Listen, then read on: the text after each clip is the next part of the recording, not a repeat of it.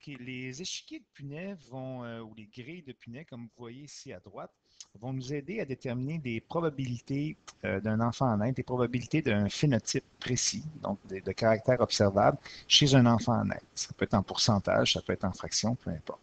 Donc, ici, ce qu'on va faire, c'est qu'on va observer sur une paire de chromosomes précises un gène bien précis, puis on va essayer de déterminer c'est quoi les pourcentages que ce gène-là se retrouve chez l'enfant.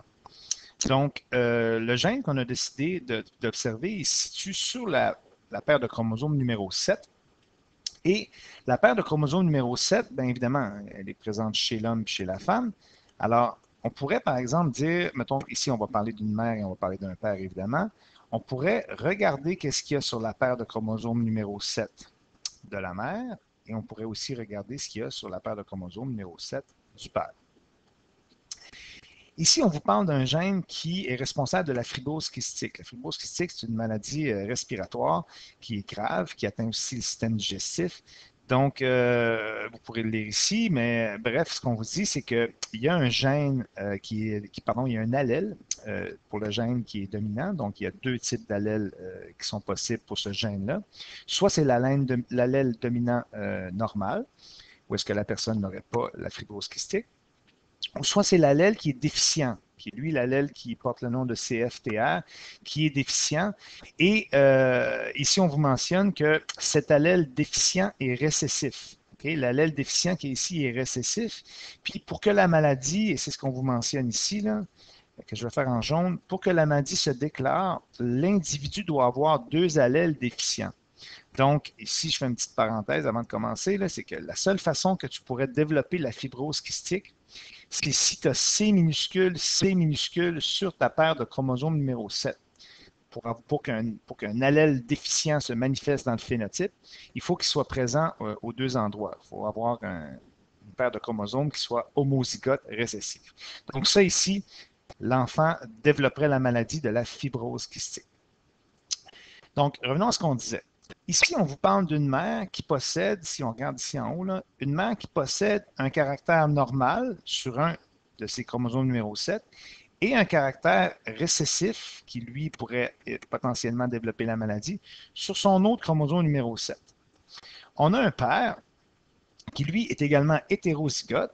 Il possède un caractère sur son numéro 7 dominant sain et un caractère récessif sur son autre chromosome numéro 7.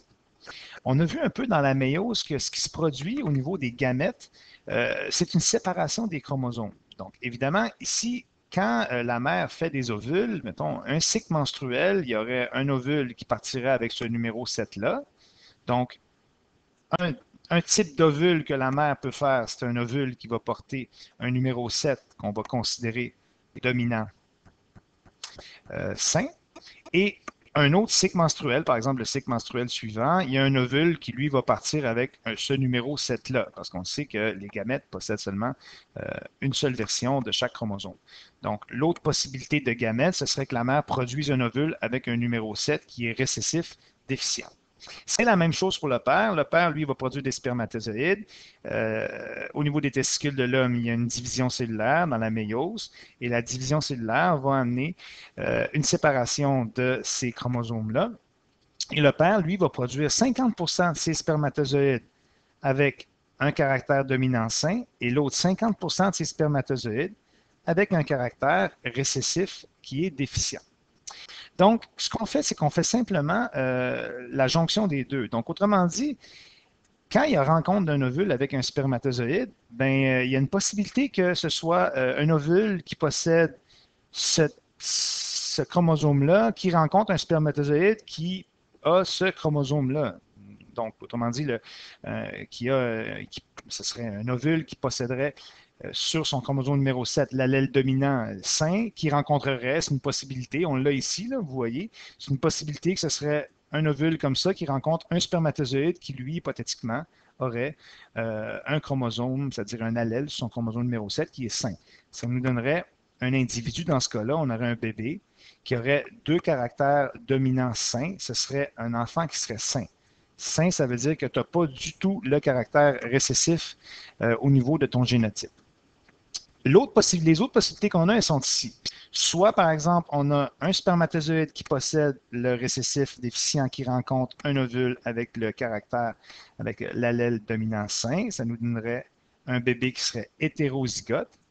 Dans ce cas-ci, l'enfant, il aurait une apparence normale, il aurait un phénotype normal, mais il serait porteur, c'est-à-dire il serait porteur de la maladie. Un porteur, ce n'est pas quelqu'un qui est malade, mais c'est quelqu'un qui possède quand même l'allèle récessif qui peut développer potentiellement la maladie. Mais quand tu regardes cet enfant-là, qu'il soit porteur ou qu'il soit sain, il y a une apparence, il y a un phénotype normal. Donc, les autres possibilités, évidemment, ici, ce serait un spermatozoïde avec un allèle dominant sain qui rencontrerait un ovule avec l'allèle récessif malade, déficient. Ou, dans un quatrième cas, on pourrait avoir la possibilité d'avoir un spermatozoïde qui a un allèle récessif déficient qui rencontre un ovule avec l'allèle récessif déficient. Ça, ce serait un enfant qui serait malade.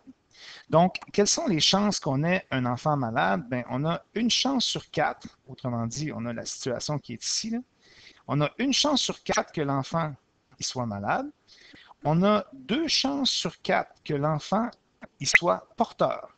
Autrement dit, il y a une apparence normale, tu ne le sais pas quand tu le regardes, parce qu'il y a un caractère dominant sain qui va dominer le récessif malade, mais il y a quand même 2 chances sur 4, autrement dit 50% des chances.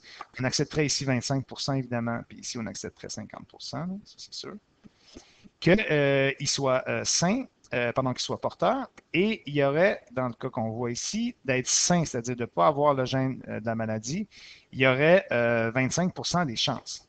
Donc, une chance sur 4 d'avoir un enfant qui est sain. Donc, en gros, c'est comme ça que ça fonctionne. Ici, on a nos 2 chances sur 4 d'avoir un enfant qui est porteur.